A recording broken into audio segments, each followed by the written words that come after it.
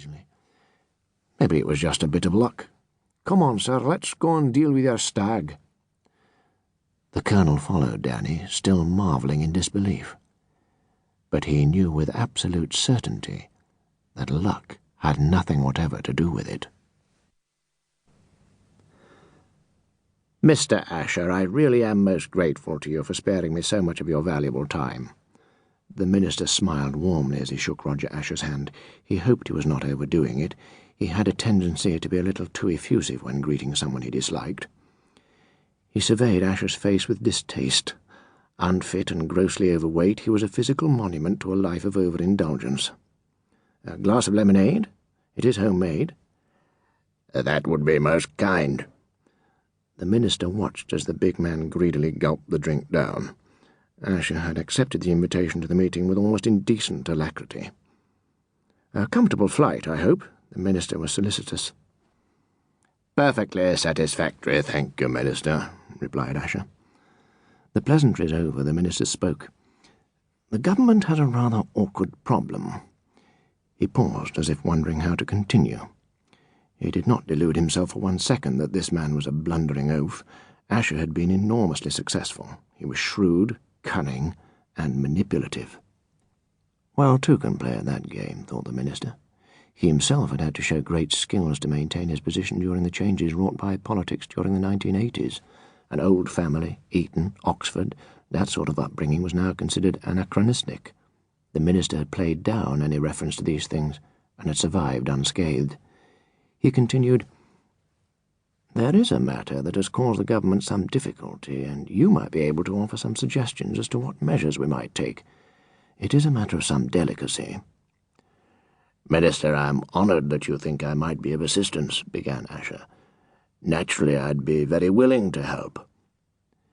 Asher was not being honoured, thought the minister. He was being flattered. He just couldn't tell the difference. "We have come to the reluctant conclusion that this matter now calls for fairly uncompromising action." Still no sign of perturbation or alarm on Asher's face.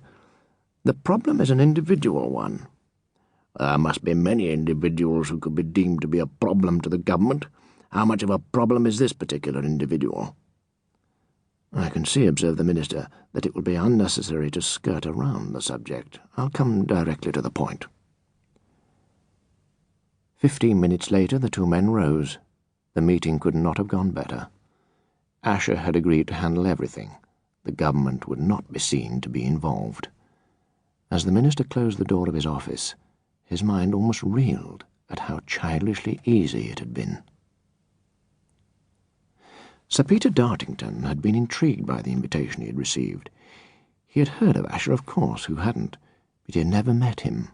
So now here he was on this bloody great flashy yacht with flunkies waiting on him hand and foot.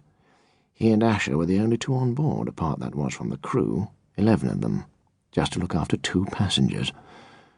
But that had been nothing compared to the surprise he had felt when Asher had dismissed the steward after dinner the night before and got straight down to business. His head was still spinning. "Morning, Peter." Dartington turned his head as the big man lumbered out onto the deck. "Good morning, Roger," replied Dartington. It was well past midday. How any bugger could get up that late was beyond him.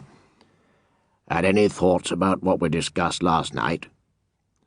"I'm sure you'll understand, Roger, that I feel a bit out of my depth. I mean, I've never had anything to do with this sort of thing before." "Neither have I, my dear chap," said Asher cheerfully. "But it is in the national interest. I am a patriot, and of course I know you are too. We'll be doing it to help the country." "I accept your assurance on that, Roger, but why don't the buggers get the SAS or someone to deal with it?" "The problem is threefold. In the first place, a very long lead time would be required to get them into a position where they could pull it off, something in excess of a year. Secondly, the chance of failure and subsequent embarrassing exposure will be incalculably damaging to the government. And thirdly, there's a sort of unwritten rule that governments never get personal." "Why me?" Dartington asked. "Why you?" he wanted to ask. "That's easy. They didn't approach you. They approached me. They don't yet know I'm sounding you out. I approached you because I know you're a patriot and your company is well established in the region concerned, and could therefore provide suitable assistance."